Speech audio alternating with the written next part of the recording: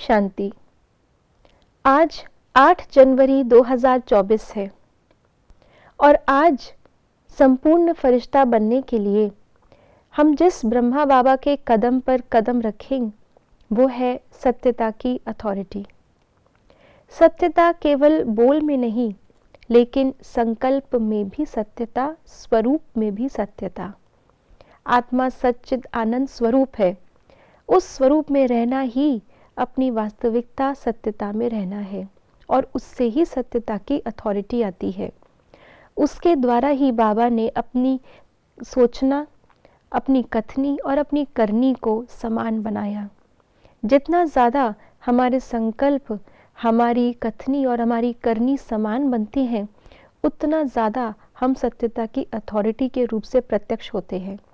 हम सोचे कुछ और, बोले कुछ और करें कुछ और, तो कौन मानेगा कि हम सत्य हैं?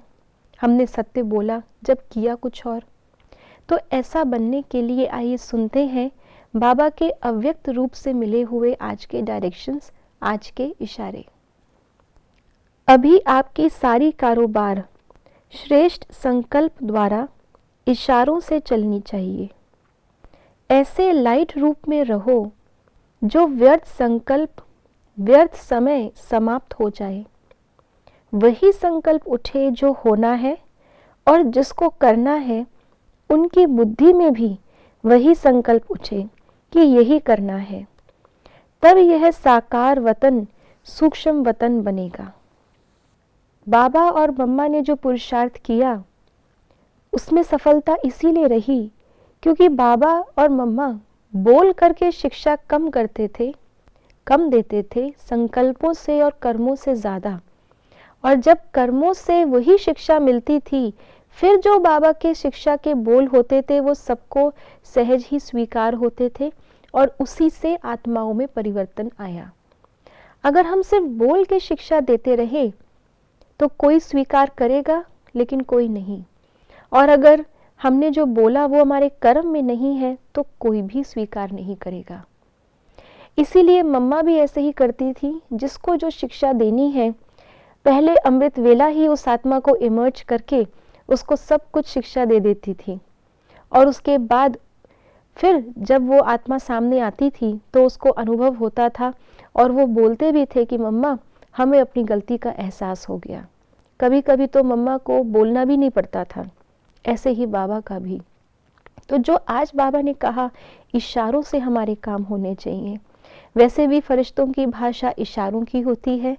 और यहाँ तक कि इतनी संकल्प की सिद्धि हमारी सतयुग में होगी जो हम इशारों की भाषा में काम करेंगे। जो संकल्प पूरा होना होगा वही संकल्प आएगा, विकल्प आएगा ही नहीं। और दूसरी आत्माओं को भी जिनसे कर्म करवाना है उनको भी वही संकल्प टच करेगा।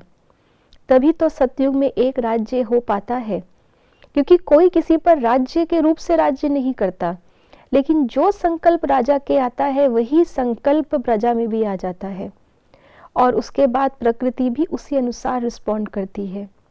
इतनी हमारी संकल्पों की पावर है जो हमारा एक संकल्प सभी के मन को टच करे, लेकिन वो संकल्प कितना शुद्ध होना चाहिए।